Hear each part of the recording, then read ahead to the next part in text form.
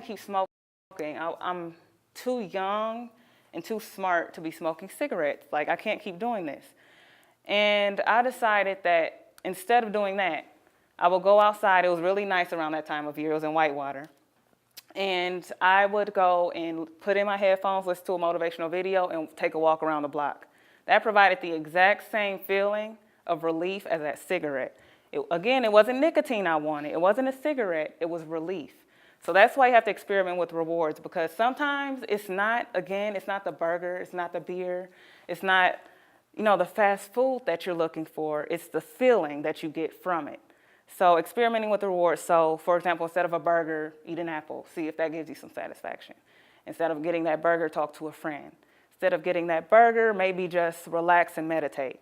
Because, again, it's not sometimes not food that's driving what we want. It's just that feeling. So experimenting with the rewards, find out what works best for you. And as you test these rewards, write down 3 things that come to mind when you get back to where you were before. So after you come back to your car or you come back to your house, write down how you feel after you engage in each reward, in each activity. So just make sure that you always record how you feel afterwards so you know if it worked or not. So you can write down emotions, you can write down random thoughts, and you can write down reflections on how you're feeling. Or you can just write down the first 3 things that pop in your head. Okay, so I'm going to write this down. So write 3 things come to mind. Set an alarm for 15 minutes. Set an alarm for 15 minutes. After you record how you feel, right after engaging in it, and after you figure out how you feel, set an alarm for 15 minutes. After 15 minutes, if you still feel that urge to get that burger or to get that beer or whatever the habit is that you want to replace, after 15 minutes, if you still have that urge, that means it didn't work and you have to find something else. Also, too, if it did work, you want to try something else so you have different habits that you can replace with the other habit. It's always good to have more than one good habit to get you that same feeling. So, for example, if 15 minutes after eating a sub, you still feel that urge to get that burger, it wasn't motivated by hunger. Even if that sub was great, you feel good after eating it, you still feel the urge, that means it wasn't hunger. But on the other hand, if 15 minutes after you chatted with a friend, you find it easy to get back to work and and you don't feel that urge anymore, then that you were looking for a temporary distraction from whatever it was you were doing. So that's why it's important to make sure you set that alarm and just make sure that urge isn't still there. Now, the third step is to isolate the cue. Isolating the cue means you are mindful of when that cue hits and you know what to do to satisfy that urge. Okay, so when you're trying to figure out the cue, you need to write down 5 things when the urge hits. So is everybody done with this part of it? I know this is a small board, so I can't really write a lot on it, but if you're not done, I can just write down what I need underneath it. I'm done. Everybody still writing, or? Nope, I'm done. You're done? Okay.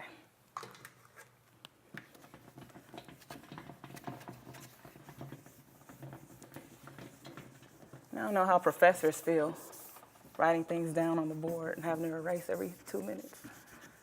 Okay.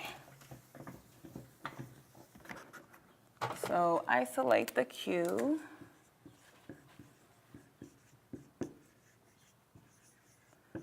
So when you're trying to isolate the cue, and this is a third step to changing that habit, when you isolate the cue, you ask yourself a few questions. Where are you? Are you in the park? Are you in your car? Are you at work? Where are you? What is your environment? What time is it? So that's pretty self-explanatory. What time is it means, what time is it? It's pretty straightforward. Third step is who else is around? Is your spouse around? Is it your dog? Are you watching TV? Another thing to be mindful of is sometimes when you feel an urge, it could be something you saw on TV. So it's important to write down also, too, if you're watching TV, who's on the TV. Because sometimes we feel that urge to do something when we see it and we get enticed by it, which is why commercials are so popular, because that's how people sell things. So make sure you write down who is on TV as well when that urge hits. Who else is around? And also, you want to know what your emotional state is. How do you feel right now? Are you bored? Are you happy? Do you feel like celebrating? So how do you feel? Sometimes it's not a sense of relief that drives that, but sometimes we just feel like celebrating because we had a great day at work, or we just feel good about ourselves or something we accomplished, and that's how we celebrate. What action preceded the urge? So what were you doing before that urge hit? Were you reading the newspaper? Were you watching TV? What exactly were you doing right before that urge hit?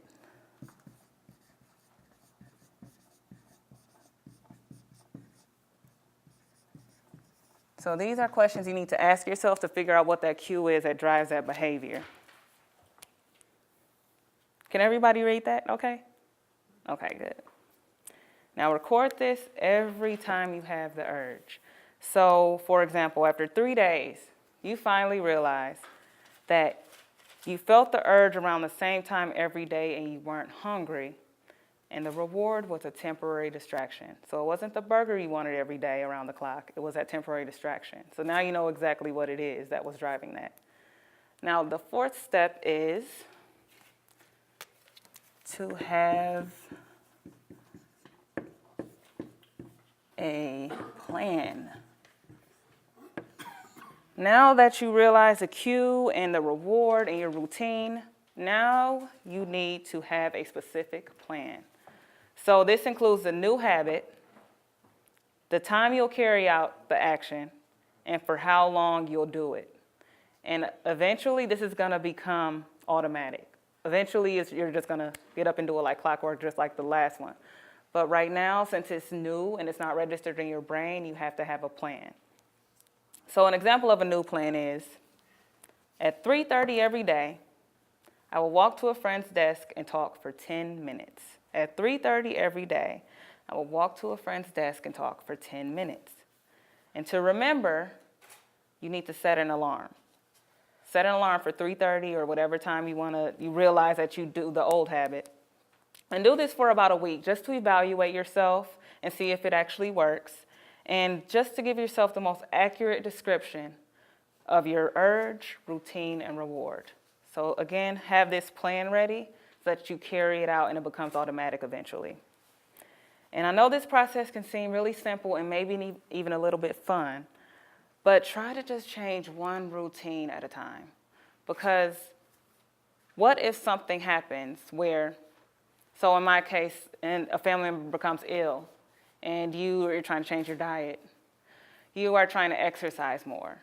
You're trying to read more. You're trying to stop doing the things you were doing before and change all these habits at the same time, and then stress hits and you're like, now what do I have to turn to? I don't know, because I don't know what to turn to right now because I haven't really gotten everything down for the first routine I want to change. So just change one thing at a time, because when stress hits, it's going to make you very discouraged. Again, emergency motivational kit is a great thing to have, but at the same time, you don't want to overwhelm yourself with too much new information. You're only human. So just change one habit at a time and try to make sure that you don't overwhelm yourself. Okay, so I call this 15-15.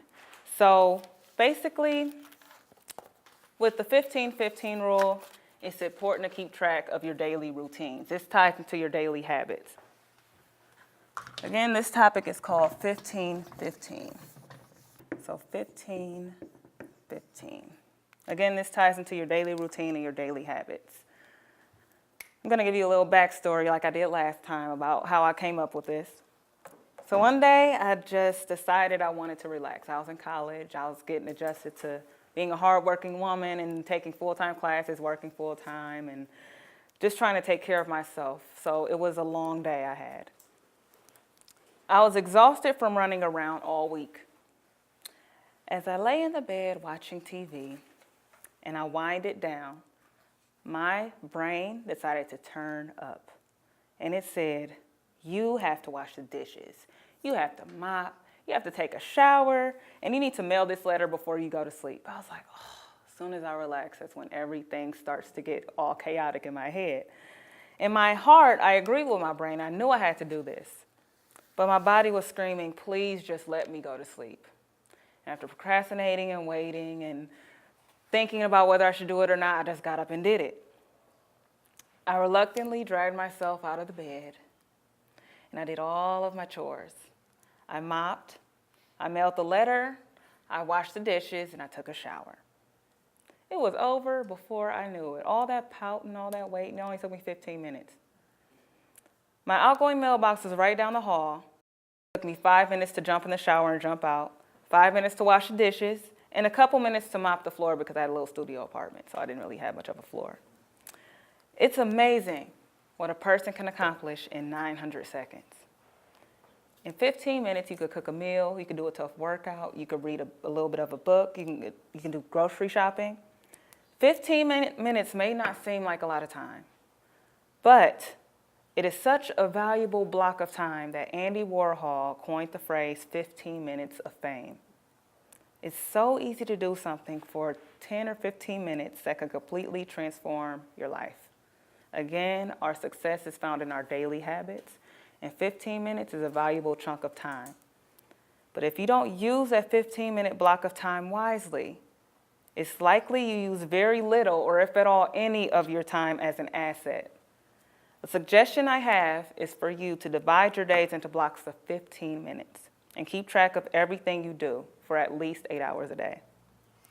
All you need is just a blank sheet of paper and a pen, or maybe a notepad or an organizer. If you have an electronic device, it's good to track it in that too.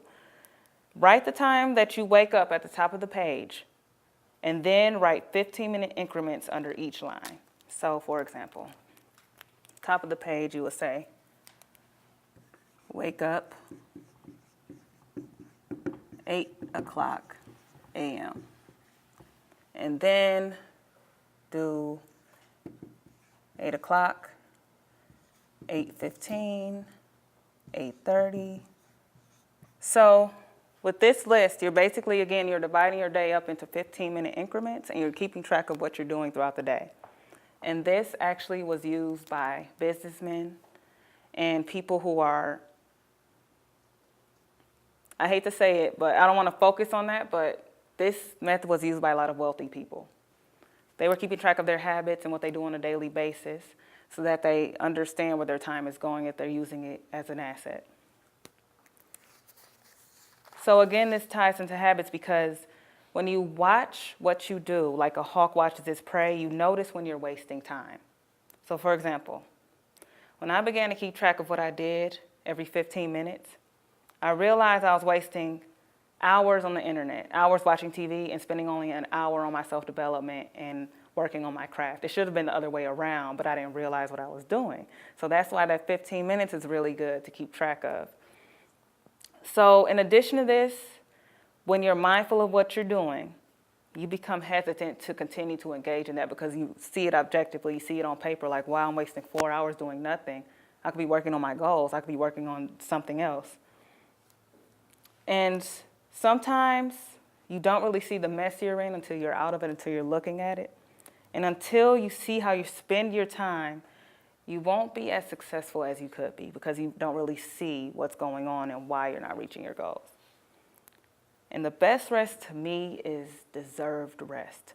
Playing 8 hours of video games and going to sleep, that's not deserved rest. What did you accomplish? You just have meaningless scores on the television screen that nobody's going to see or care about.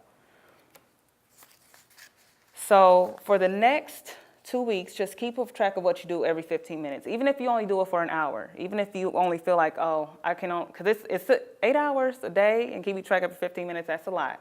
But just start off with an hour and then go up to 2 hours. So every week increase how much time you track because, again, 8 hours can be overwhelming to keep track of. So the main point is just keeping track of what you're doing and just being mindful of what you're doing. Now, why is this technique so powerful, though? What's so special about it? Why do you need to keep track of every 15 minutes? It works with the laws of your brain, that's why. Your brain takes one piece of information, like, for example, squirting toothpaste on a toothbrush, and then it connects it with another piece of information, like brushing your teeth, in order to remember large amounts of information. So if you divide your day into chunks of 15 minutes, it helps your brain digest the information and remember it better. So, for example, say you try to keep track of what you do every hour. You can do a lot in an hour. You can brush your teeth, you can get in the shower, you can go grocery shopping, you can play with the dog. It's a lot of information to remember for an hour. So 15 minutes is a lot better because then, again, you divide it into little chunks that's easier to remember.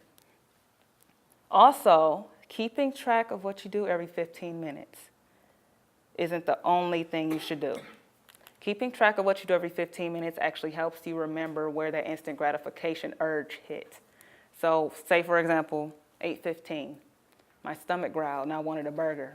Now you know what time that urge hit. So it helps you realize what time that cue comes in so you can better conquer it. So again, it's a great reference because it helps you realize what time and what day. Even if you do deviate from that goal, even if you do continue to engage in that habit, at least you're mindful of it now and you know when it needs to change. And also, too, you begin to see your blind spots because with this list of every 15 minutes, you realize, oh, I walked past that cafeteria, and that's when that urge hit. And now I know I need to avoid the food court if I want to continue to eat healthy. Sometimes we have to avoid things altogether to keep from deviating from our goal. So for me, if I was to drive down a certain street and see a bunch of fast food restaurants, I'll have to go to a different corner or a different street because I'll be so tempted, and I know my weak spots. So that's why it's very important because you realize where you are and what happens when that urge hits, and you have that information right in front of you. And also, too, one thing you want to remember is take it one day at a time. Take it 15 minutes at a time if you have to. Make every 15 minutes a masterpiece. The reason for your success or your struggle can be found in your daily routine. But if you don't have a concrete idea of what you do every single day, you'll never find out the reason why you keep deviating from your goals. Some people think that the reason